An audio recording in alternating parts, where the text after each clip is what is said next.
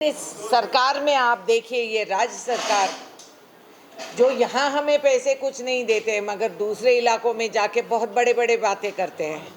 ये आदमी आज के दिन इस तेलंगाना स्टेट में करीब 50 लाख महिलाओं का लूट चली है। ये जो भी हमारे सेंट्रल स्कीम्स थे, जो भी हमने कांग्रेस पार्टी के नाते स्थापित किए थे, बंगारू तल्ली हो या ये बाकी जो हमारे स्कीम्स है, ये सब हो, ये सब को उन्होंने रद्द कर दिए। अभय हस्तम हो, जो बुढ़ापे में किसी को पेंशन मिले, कुछ सहारा हो, कोई महिला का आदमी मर गया तो उसको कुछ सहारा हो, ये थे कांग्रेस के हयाम में, ये सब नाश कर दिए हैं। यहाँ कुछ नहीं, करीब 5 लाख ड्वाकरा ग्रुपों का नुकसान हो चुकी है। बहुत बड़ा नुकसान है। हमसे पैसे वसूली करे हैं, आसरा पेंशन और ऐसे, ये पैसे कहाँ चले गए हैं? कौन इस्तेमाल कर रहे हैं?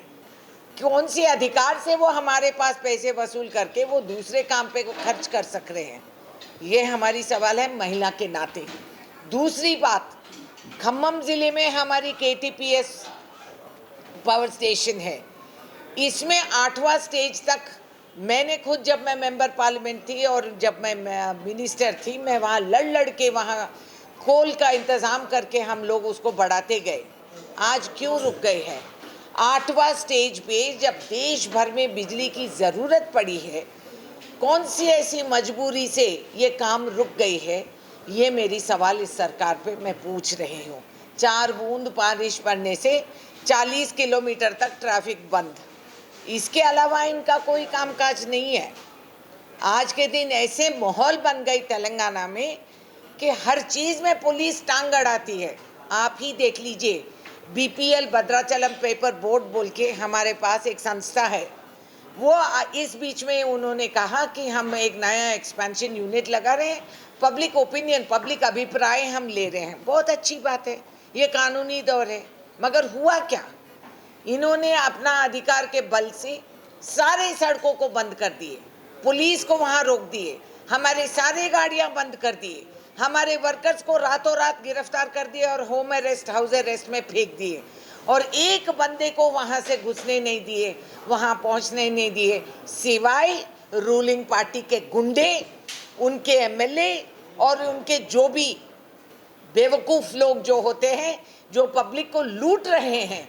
ऐसे चोरों का बिरादरी में वहाँ ये पब्लिक हियरिंग चली है।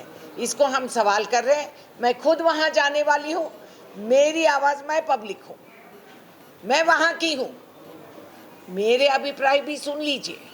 अगर सुनना नहीं आती है तो सुनाने का तरीका भी हमारे पास है। ये मैं इस सरकार को सुनाना चाह रही हूँ कि ये गुंडागर्दी, ये जुल्म हमारे ऊपर, ये ज़्यादा दिन नहीं चलेगी, चलेगी भी नहीं और अभी भी नहीं चलेगी। यही मैं बताना चाह रही थी। ये नाश करके रखे हैं इनके मंत्रियां, इनके MLA, सब इलाकों में लूट मचा रहे हैं।